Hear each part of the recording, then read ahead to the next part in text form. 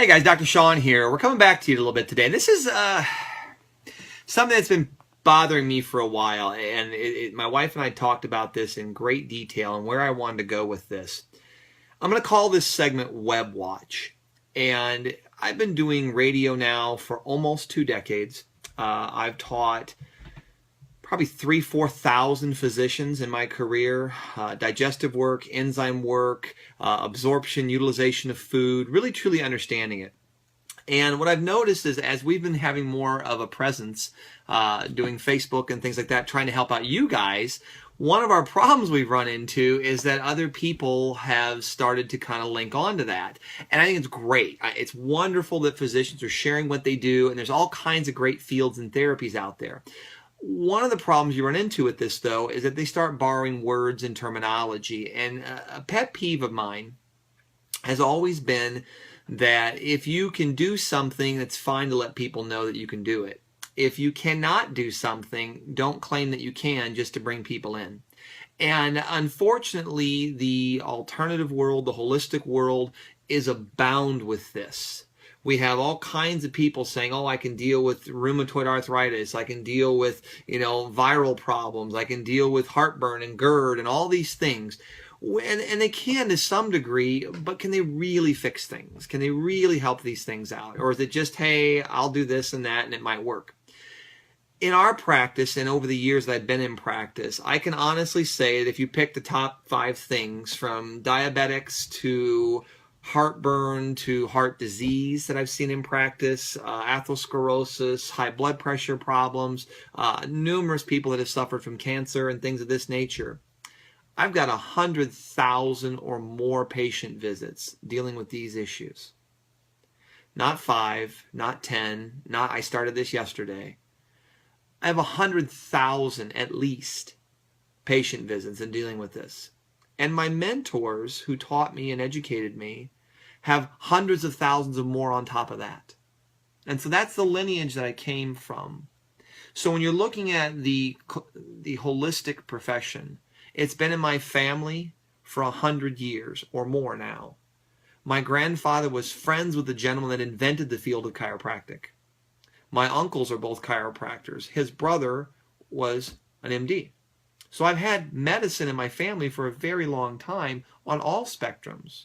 My one uncle practices naturopathic medicine as well, and acupuncture. I do at least 8 different styles of acupuncture, and I have for over 20 years.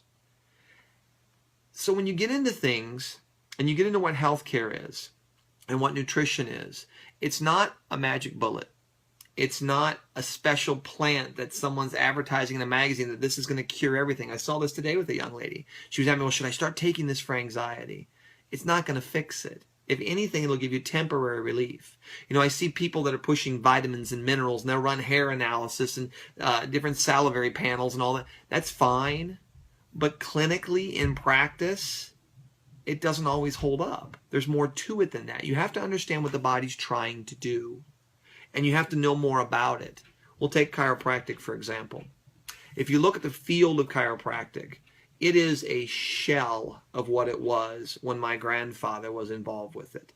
A shell of it. Yet today's chiropractors are relying on what my grandfather and his colleagues did 50, 60, 70 years ago. They're living off of their reputations. Today, if you walk into your chiropractic's office, how many of them do some type of rehab, physical therapy? It looks more like a physical therapy office than it does a physician's office. They've got little balls you can run under your shoulder, and you can get on a foam roller and little exercises. There's nothing wrong with those therapies. They're fine. And PT does a wonderful job of using them. But that's not what chiropractic was originally.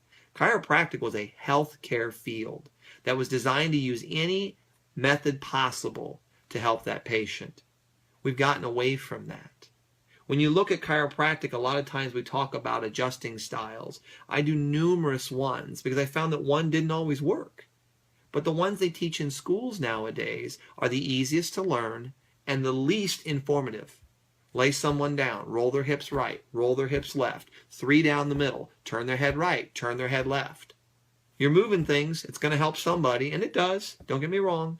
It absolutely does. Just moving parts does help, but it's not specific. You're not really understanding what you're doing. Next time you're with your chiropractor, ask him, Doc, why did you do that one in that order? What was the purpose of adjusting that spot? What did it do to the rest of the pieces that we're about to do? Why did you choose that method, that order? Because see, there is a pecking order. And if you've seen me as a patient, if you've seen me for chiropractic work, if you've seen me for muscle work or acupuncture, you know there's nothing that we do randomly. There's always a pecking order to it, and you respect the direction the body steers you. Laying someone down, right, left, 3 down the middle, head right, head left, we nickname it the flying 7. You're nothing but a spinal plumber at that point. Find the high spot, knock it down. Well, how come you did that one? Well, it was the high spot. Where does it innervate? Where does it go to? Why did you choose to do it that way? Did you look at vector, angle, or torque? Most guys don't even know how to anymore. It's embarrassing. So when I'm doing this little segment, this little video today, this is the reason why. As we are saying things, we do a Did You Know segment, we do a mailbag segment, we do an informative. I'm glad other people are doing these, and I think it's good. It'll help their patients out. But you got to make sure you understand exactly what you're doing. And you got to be careful not to be using things you don't know how to do. A good friend of mine always said, know what you know and know what you don't know. Sometimes you just simply don't know what you don't know.